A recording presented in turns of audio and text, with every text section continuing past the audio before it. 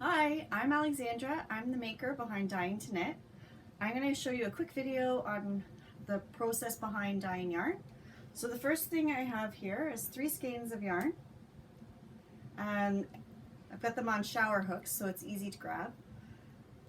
The first thing I do is put them into a nice bath of soap and water, room temperature, and I soak them for a short period of time to get all the animal oils off of them. I'm just submerging them all under the water so that they absorb the water and it has some time to soak there. So that is the first step that I do. Now, while the yarn is soaking, I usually mix up my dye. So that requires safety mask,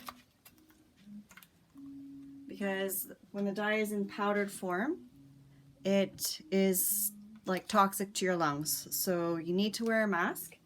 I use stainless steel utensils. I have a stainless steel pot that I dye my yarn in. And while it's soaking, I prepare the water. So I've got some water in there. And I'm going to add a tablespoon of citric acid. And that's what helps the dye bind to the yarn. Now I'm just going to stir that around so that all that citric acid gets absorbed.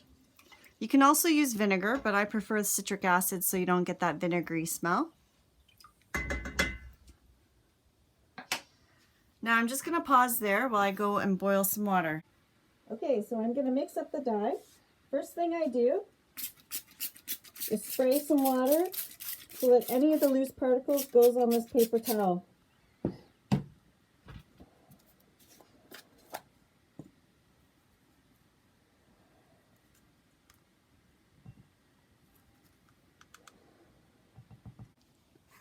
Okay, so I'm going to add some boiling water to the dye, and it's going to be mixing up. I'm using mason jars to store my mixed dyes. I'm just using a spoon to mix it all in. And now I'm going to put on some rubber gloves so I don't end up with pink fingers. And I'm going to continue. I already have some of this dye measured out, but it wasn't enough, so I'm going to continue to measure out what I need. And for 3 skeins of yarn, I use about 30 mils for each skein. So that's 70. I'm going to put that in. And I need another 20.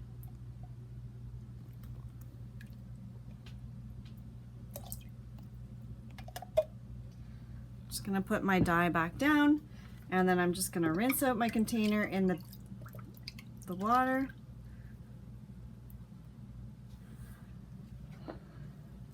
Okay, I'm going to turn on the heat. I've got the pot on a burner, and the dye is all set. So now I'm going to come over here and wring out my skeins of yarn. And I do that very gently, just by running my glove down the yarn. Just going to put it on my towel for a second.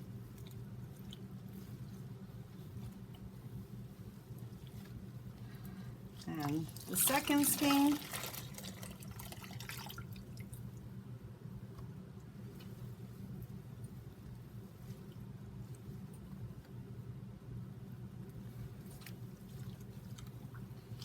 And the last skein.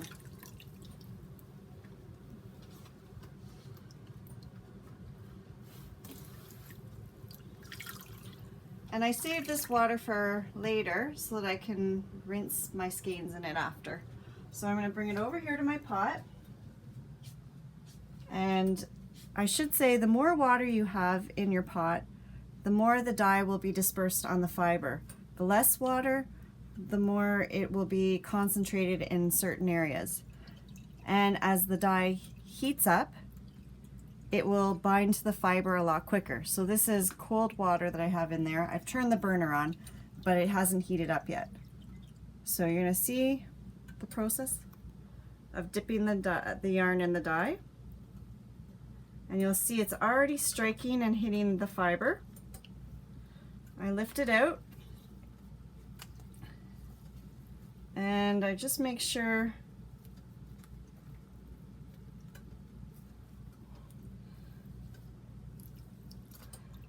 that I move my shower curtain holders so that the dye hits evenly everywhere. I'll drop that one in and do the second one.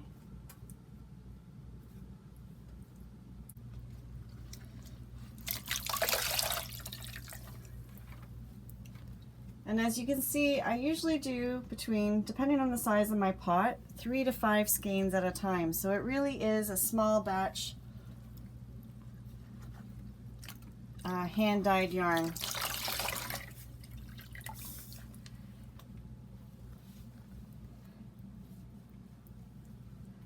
And when you're using hand-dyed yarn, you should always alternate skeins in a project that requires more than one skein, because no two skeins will ever be alike. I can never guarantee, whoops. Okay, so we're gonna let that sit, and I'll come back when it's all done and show you the finished project. But I should show you that already you can see the color of the water. There's still some dye in it. When this is complete, the water will be clear, and you could essentially use it for your next batch of yarn.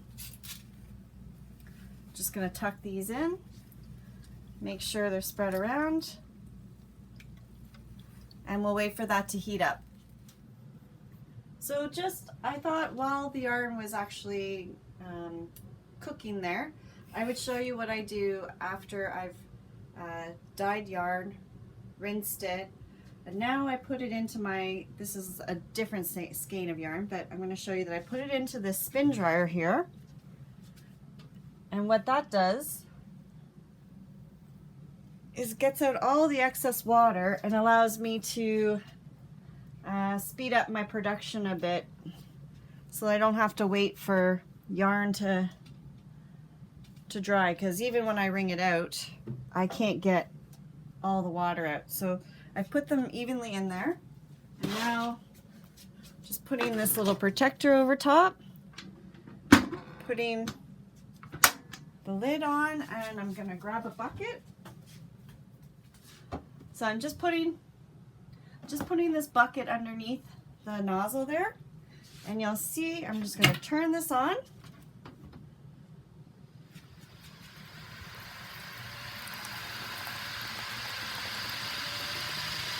Okay, so this is the yarn after it's been spun.